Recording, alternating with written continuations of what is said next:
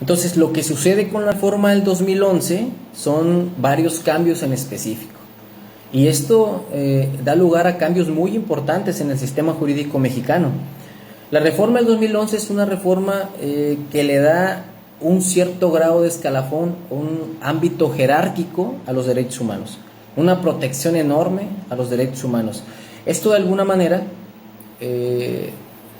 lo que se intentó hacer o lo que se intentaba hacer, pues era tratar de constitucionalizar ciertas áreas del derecho o todas las áreas del derecho en el sistema jurídico mexicano. De alguna manera esto fue dándose de manera paulatina, de manera gradual, pudiera decirse así. No fue de un día para otro. Recordemos los cambios que ha habido durante el proceso después de la reforma, ya en el ámbito penal, en el ámbito hoy en día la nueva reforma laboral, el derecho familiar, que es un derecho muy novedoso. Entonces, de alguna manera, todas las áreas se van constitucionalizando. Ahora, en la práctica, en su momento cuando surgió la reforma, no era algo tan práctico o procesal, sino de manera subjetiva, ¿no? De manera académico, pudiera llamarse así, en el que ya había un cierto grado de razonabilidad, pudiera decirse así, en el que de alguna manera todo iba a empezar a cambiar, porque se le tenía que dar cierto grado de protección a los derechos humanos, atendiendo los parámetros y términos constitucionales plasmados en el artículo 1 constitucional. Ahora, de alguna manera los derechos han estado evolucionando y han estado evolucionando para bien. Mucho cuenta el trabajo de la Suprema Corte de Justicia de la Nación, que ha sido garante y protector en cuanto a los derechos humanos.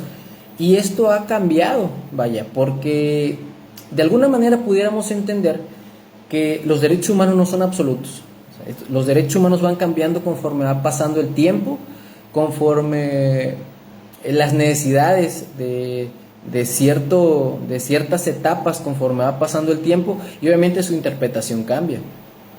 Un ejemplo de esto pudiéramos tomar en cuenta la despenalización del aborto, que en su momento pues esto era totalmente negativo, la legalización de la marihuana, que en su momento también esto era totalmente negativo, y esto de alguna manera protegiendo un derecho, el derecho al libre desarrollo de la personalidad.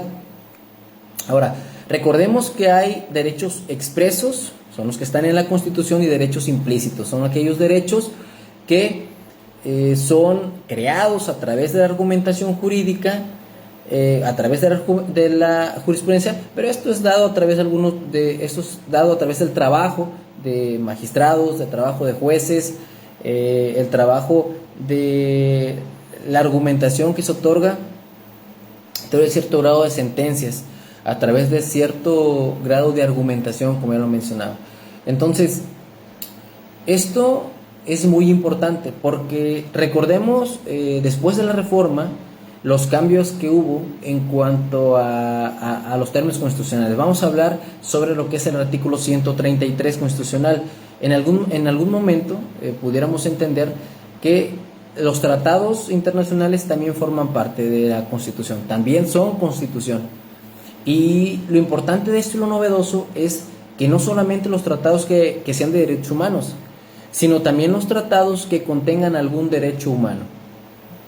Entonces, pudiera haber alguna confusión en cuanto a que existe cierto grado de recomendaciones por instancias internacionales, por ejemplo la Corte Interamericana de Derechos Humanos, hacia algunos países, ¿no?, que forman parte de un tratado internacional.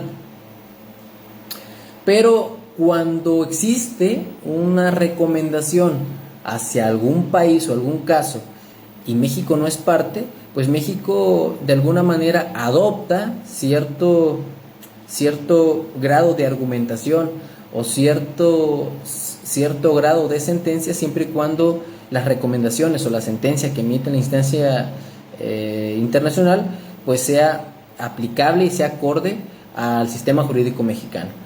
Con esto no quiero decir que la Suprema Corte sea inferior a las instancias internacionales o que las instancias internacionales sean de mayor jerarquía que la Suprema Corte.